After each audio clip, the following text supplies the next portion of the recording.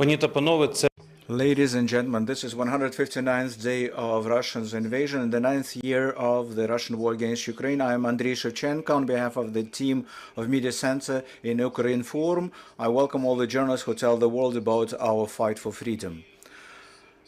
Today, we have Volodymyr Kudrytskyi, CEO of Ukrenergo, national energy company. Mr. Volodymyr, last time you visited us here, we discussed the exports of Ukrainian electricity to Europe. So can you tell us about the developments?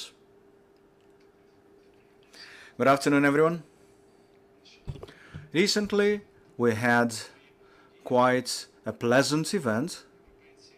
The Europeans allowed to increase the exports of electricity from Ukraine to the EU countries in 2.5 times, from 100 to 250 megawatts. Those volumes gave Ukraine a chance to earn quite a lot, so that the energy sector of our country would be better prepared for winter, which would definitely be a difficult one, but with necessary preparation and funding, we will definitely be proudly surviving it. There are three elements that will require detailed preparation and funding, namely the planned repairs of power plants, the repairs of electricity lines, power lines, and the procurement of coal and natural gas as supplies. Previously, with 100 megawatts, we as an operator generated enough proceeds, but when we increase the amount of allowed exports, this figure might increase substantially, and these are the funds that Ukrenergo will be able to redirect to the marketplace, so that all of the power plants involved in the system would be able to fund the repairs and preparation for winter. As to the power lines, main power lines, we repair as business as usual. Hopefully, before winter comes, we will deliver on all 100% of preparation plans. As to the procurement of fuel, Ukrenergo plays two important roles. Wears two hats. Firstly, we ensure well-balanced work of those power plants that use natural gas as their fuel, and a couple of days ago the government passed the resolution that Ukrenergo will fund the creation of strategic reserves of coal for winter for Ukraine. We're talking about 2.5 billion hryvnias around. And up to 1 million tons of coal, additionally to the planned volumes of supply that were planned initially before. Respectively, this will allow us not only during winter to allow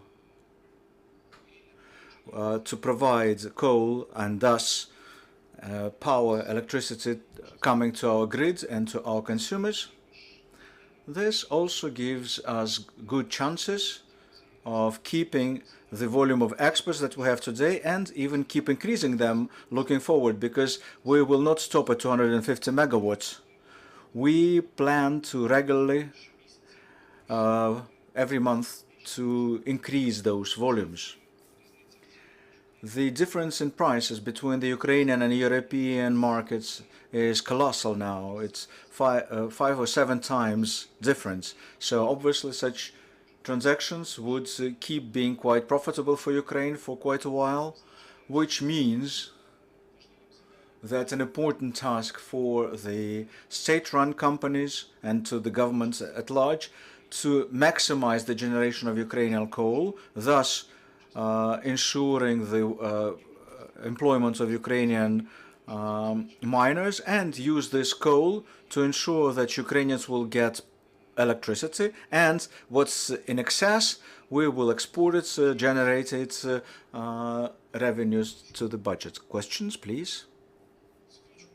You need to use the mic. Have you identified the source of funding of Ukrainian coal? And at which stage is the draft law which would have to allow you to redistribute funds, except for the repairs of main power lines? Well, as to the sources, it's still under discussion because this resolution has been passed and published quite recently. As to the draft law, as far as I know, it's being passed.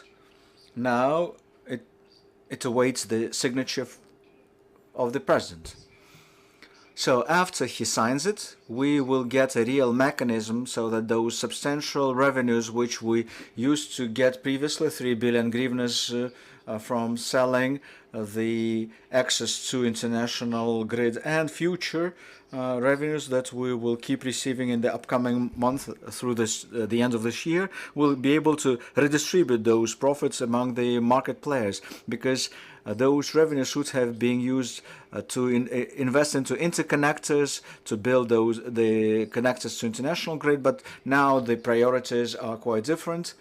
The top priority is to focus all the efforts, including financial resources, so that the Ukrainian energy system will successfully pass the upcoming winter. As to the sources, that was the answer to your question, yes? No, you? Oksana Polishuk, Ukrinform. The coal would be supplied mostly from the Ukrainian mines. That would be the priority, right? But which means that we'll still need to import some coal. From which countries? What are the volumes we're talking about? First of all, the priority is to domestic coal. And the key here would be the role of state-run mines. If we manage to maximize the generation domestically and even increase it through mid-October, then the volumes of imports would be minimal or even at zero. As to potential sources of importation of coal, speaking about the coal that we are not mining in Ukraine, anthracite, so the major producers of anthracite and its equivalents are South Africa and partial Australia. So these are the countries where we expect this rare coal to be supplied, because there are only a couple of vendors. Okay, what would be the routes to deliver it here? Because we are aware that there are problems with our ports. Well, it will not be delivered to the Ukrainian ports, but the details of the logistics, it's too early to voice them out. We're still discussing the routes. We expect that these would be small volumes which will be able to deliver by land to Ukraine. How much more expensive the logistics would become? Your assumptions? Well, here it's not even the cost of the logistics, but the cost of the coal. At the world markets, it costs more than $400 spot prices, while in Ukraine it's substantially cheaper. We're talking about below 100 if we recalculate it by the current exchange rate. So that's why it's important to maximize the domestic production. We do have an opportunity by consuming the domestically mined coal with very low prime costs to use it in power plants and deliver electricity domestically, sell it abroad, and employ miners in the coal industry. So it's a win-win strategy. So we're not talking here about importation. We're talking about internal resources first and foremost. I would like to get back to the experts of energy. You said that there is an agreement to increase the supply of Ukrainian electricity to the EU 2.5 times.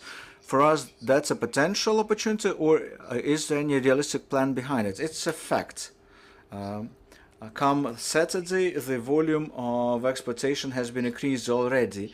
Today, I received the first report from the Association of the European systemic operators, ISOE, that the Ukrainian European network has worked in a stable regime, which gives us good technical grounds to claim that we might increase the supplies, because we remember that it's the issue of technical stability of this integrated energy system was the major limiting factor to start exports. But now, when all of the technical preconditions have been met, the Europeans will gradually give us more and more volumes, and the fact that the energy system works in a stable manner would be the precondition for the increase of the volumes. And physically it happens through the grid that connects us to Slovak Republic and Romania, right? Yes. But also the grid with Hungary. Commercial supplies to Hungary are not happening, but from technical standpoint, actually the exchange of electricity happens through this whole interface, Ukraine-Europe. You cannot tell exactly through which line, roughly speaking, which volume of commercial supplies goes through. Here we use the infrastructure with Hungary for technical reasons as part of our interconnection with Europe. Technical clarification. How does it happen? Does it mean that these are the countries where there are buyers of our electricity, or our electricity goes to the general pool and then it's being divvied up? No, it goes directly to end consumers. From physically speaking, the electricity comes to general pool, so to speak, or cauldron. It's worth stating that in Europe there is a huge deficit of energy resources, huge prices for everything, for electricity and all sorts of fuel, which they signalize us about this. And we know that Prime Minister of Italy quite recently asked people not to wear ties to offices so that they will not spend so much electricity for ACs, air conditioning. The German government will stop using street lights at night or warming up water in swimming pools. So the energy crisis provoked by Russia, by its aggression, also already gives well, demonstrates its consequences. And here Ukraine should grasp this opportunity when we can not only ask for help but also provide help ourselves in the form of this energy exports. Which countries those commercial buyers come from? Well, Slovak Republic and Romania, two countries with whom currently we are trading. We expect that soon enough Hungary will join them. Also, before that, we had open exports to Moldova, and Ukraine now provides 30% of energy balance of Moldova with our supplies. And also we have a specially delivered line to Poland, through which we export 2 megawatts, about 200 megawatts. So Ukraine, if we combine all those volumes of exports that we currently have, it already became quite a substantial player, the European energy market, and this role will keep increasing the more we get permits for increasing the volumes of exports. At the very end, I would like to say that we reached principal agreements with our Polish colleagues to relaunch the interconnector between the countries, which was discontinued from at the time of disintegration of the Soviet Union. So this modernized infrastructure would still allow to substantially increase our commercial trades and transactions with Europe. If there are no further questions, I have the last question about winter. We recognize that Ukrenergo will financially provide the cushion for the whole of Ukraine. So what would it practically mean for the consumers? Well, if the Ukrainians are being warned that this winter might be cold, and those who buy heaters, hoping that electricity will help people to warm up their houses, will the Ukrainian energy would help to compensate for the lack of needed volumes of gas.